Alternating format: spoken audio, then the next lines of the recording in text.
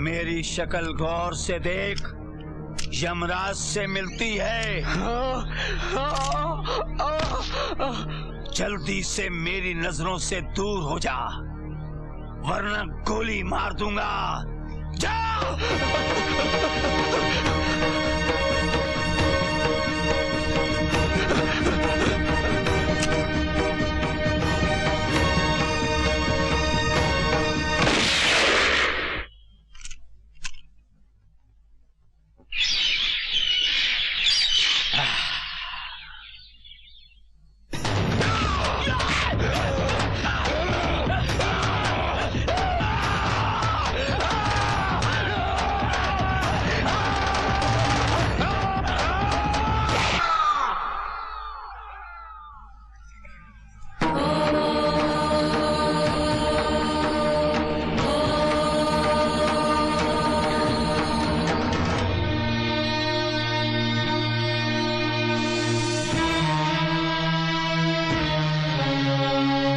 देखते क्या हो, जल्दी जल्दी इस पर लकड़ियां डालो।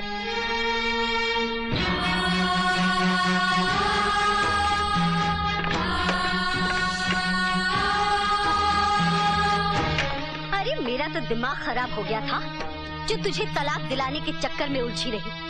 घर की लकड़ी, घर का कफन, सस्ते में काम हो जाता। तुझे तो बहुत पहले ही जिंदा जला देना चाहिए था। अच्छा करती आप, इस तरह सुहागन तो मरती। हाय हाय, देखो तो मुंह से कैसे फूल झड़ रहे हैं। अरे इसे मरने का जरा भी डर नहीं। आप लोगों ने तो मुझे पहले ही मार दिया था, आज तो सिर्फ जलाने की रस्म पूरी करेंगे। सुना है तुमने अपने बाप की चिता के उल्टे फेरे लगाए थे और हमें बर्बाद करने की कसम खाई थी। आज हम तेरी चिता के उल्टे फेरे लगाएंगे। जल्दी कर।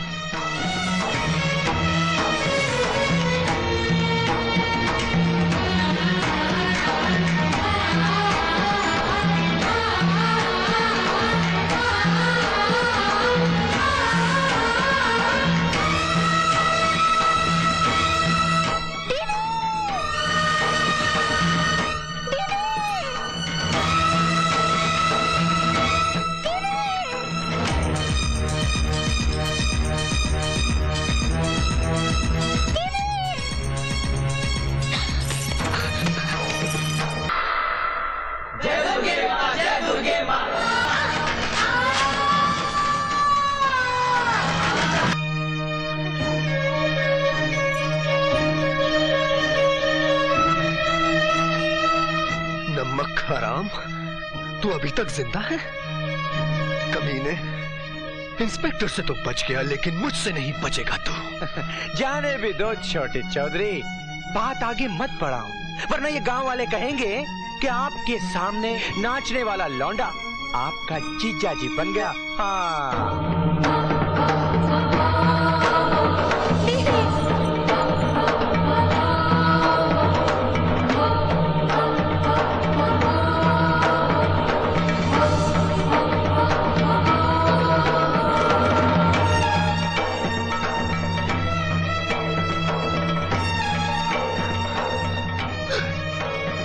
क्या पूछा दीदी? जिंदगी लूटने वाले से ज्यादा कमीना इज्जत लूटने वाला होता है। निरंजन बाबू, किसी ने आपकी बहन की इज्जत लूटी तो उसके लिए मौत की सजा, जबकि आप खुद दूसरे की बहन की इज्जत को इज्जत नहीं समझते। क्या आपके लिए भी मौत की सजा नहीं होनी चाहिए? नहीं नहीं, ऐसा मत करो, मैं तुम्हारे आगे हाथ जोड़ती हूँ, मेरे बेटे को माफ कर दो। निरंजन का दोष सिर्फ इतना ही है कि मेरी हर बात मानता रहा। तुम्हें जो सजा देनी है मुझे दो, मैं तुम्हारे पाँव पड़ती हूँ, इसे छोड़ दो। मैं तुम्हारे आगे हाथ जोड़ती हूँ, मेरे बेटे को माफ कर दो।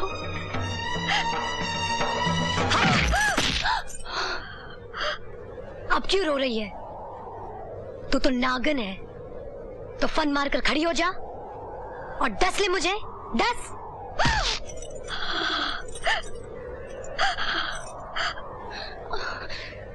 छोड़ दे मेरी माँ को।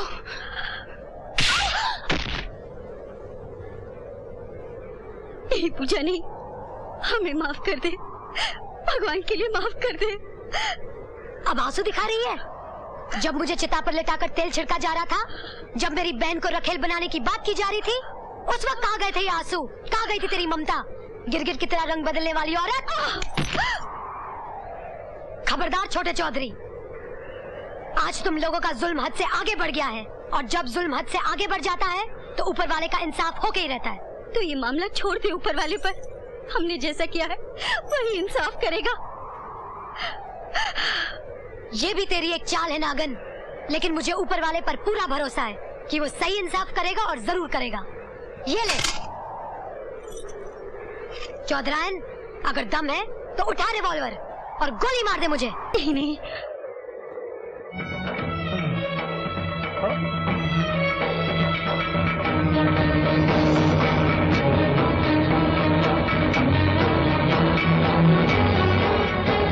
रुक जाओ छोटे चौधरी, छोटे चौधरी रुक जाओ।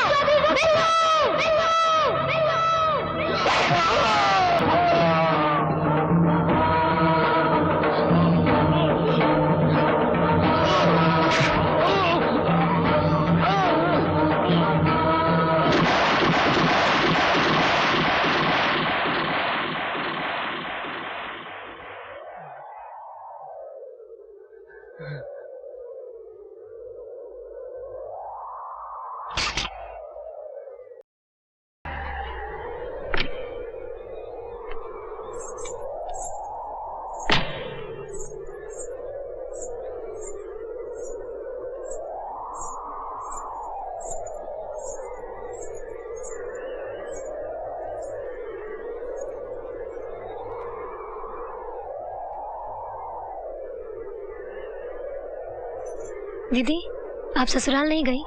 कोई आएगा तभी तो जाऊंगी। मैं कोई ऐसे वैसे घर की नहीं कि खुद ही अपना सामान उठा के उठल्लू की तरह ससुराल चली जाऊं। इस तरह तो अगर ये जाना भी चाहेगी ना तो भी नहीं भेजूंगी। भाई हमारे घर कोई खाने पीने की कमी है क्या जो हमें बोझ लगेगी? क्यों भाभी, आपको कोई पहुंचाने भी नहीं आया? दीवान साहब ने जवान लड़की को अकेले ही भेज दिया। भाई खानदानी लोगों की बात ही निराली होती है।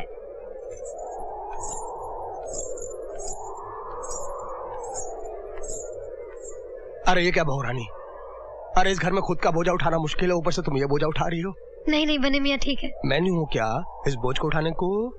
आओ।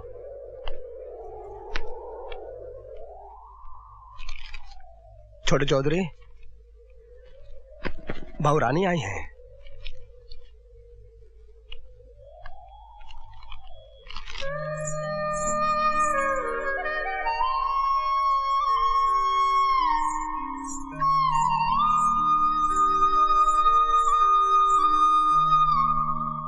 आप इस तरह अचानक हमें छोड़ के चले आए, मैं तो बुरी तरह से घबरा गई थी। पता नहीं क्या हो गया। दीवान साहब से नहीं पूछा कि क्या हुआ? डैडी की जो हालत है वो उन्होंने आपको बता ही दी थी। वो कभी झूठ नहीं बोलते। मुझे क्या मालूम था कि वो अंदर से इतने खोखले हैं, वरना एक इंजीनियर को 10-15 लाख देने वाले बहुत मिल जाते हैं। लेकिन आप लोगों ने तो पहले दहेज की बात बिल्कुल नहीं की। सोचा था दीवान साहब है, बिन मांगे ही बहुत कुछ मिल जाएगा। वो अपना मकान गिरवी क्यों नहीं रखते थे? उसे तो गिरवी रखा जा चुका है, उसी से तो हमारी शादी हो पाई है। उसे बेचा भी तो जा सकता है। तो फिर रहेंगे कहाँ? और अभी नेहा की शादी भी तो करानी है। सबको अपनी अपनी चिंता है तो रहे, मेरी भी जो समझ में आएगा मैं वही करूंगा। तो क्या रुपयों के अलावा जिंदगी का और कोई मकसद नहीं? नहीं, हम कम पैसों में भी अपनी जिंदगी खुशी खुशी बिता सकते हैं, और वक्त आने पे हम अपना सपना भी पूरा कर सकते हैं। वक्त आता नहीं, लाया जाता है।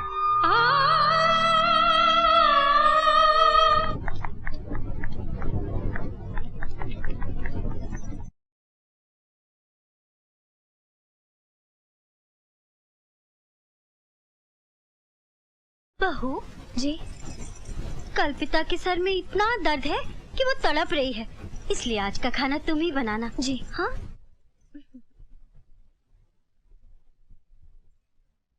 सुना तुमने? तुम्हारे बेटे ने बाल्टी को कुएं में लटका कर देख लिया, चुल्लू भर पानी नहीं निकला जिसमें तुम डूब कर मर सको। हर बात घूम फिर के मुझ पर ही क्यों आ जाती है? क्योंकि तुम्हें शौक चल रहा था ना दीवान साहब का समधी बनने का है? अरे सुन रहे हो कि बहरे हो गए हो? अरे हो सकता है बहू कुछ शुभ समाचार लाई हो। शुभ समाचार लाती ना तो निरंजन उसके कमरे से गुस्से से बाहर नहीं निकलता। अब तो मुझे कोई और रास्ता नजर नहीं आता। तुम ना बहुत जल्दी ठंडे पड़ जाते हो। वो कैसे? अरे तुम्हारी अंगूठी कहाँ गई? उसका पत्थर सूट नहीं कर रहा था, इसलिए उसमें दूसरा पत्थर लगाने को दिया है। बहू भी सूट नहीं कर रही है, उसका क्या करे? बहू और पत्थर में बहुत फर्क है। पत्थर तो आसानी से निकल जाता है, लेकिन बहू वो खुद ही निकल जाएगी। वो कैसे? अरे पानी भी बूंद बूंद गिरे ना तो पत्थर कट जाता है, और अपनी बहू तो मिट्टी की बनी है, पहली ही बारिश में गायब हो जाएगी।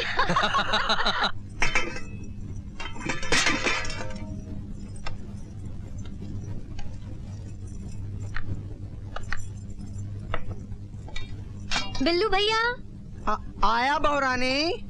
बड़ा दुख देना नथनिया ने। बोलिए। आप टेबल पर खाना लगा दीजिए, मैं हाथ मुंह धोकर आती हूँ। अच्छा।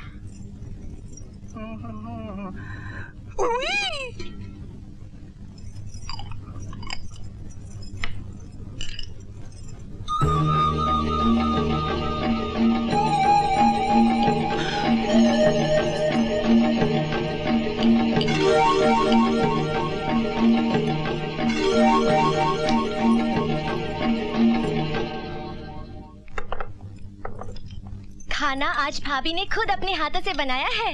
लो बेटा, ये लीजिए। अरे भैया को भी दो ना सब्जी, ये ले बेटा।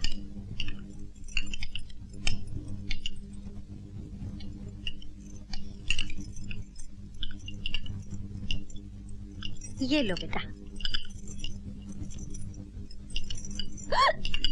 अरे रे इसमें नमक कितना ज्यादा हो गया। हाँ?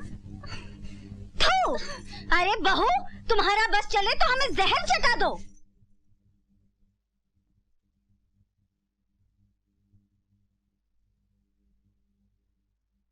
माँ जी, नमक कुछ ज्यादा हो गया क्या?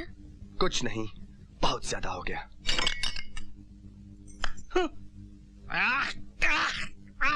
पानी दे छोटी, पानी दे जल्दी। अब क्यों जान निकल रही है? खुद ही तो बिना माँ की बेटी को उठा कर ले आए। अरे माँ होती तो बेटी को खाने पीने के तौर तरीके सिखाती ना। सब तुम्हारा ही किया धरा है, भोगो आप। अरे मेरी तो ये समझ में नहीं आता कि सारी बातें घूम फिर कर मुझ पर क्यों आ जाती हैं। माँ जी, मैं फिर से खाना बना दूं? बस बस रहने दे बहू, खाना हम बना देंगे, तू सिर्फ बर्तन साफ कर दिया कर। जी। याद रहे, मैंने बर्तन साफ करने के लिए कहा है, तोड़ने फोड़ने के लिए नहीं।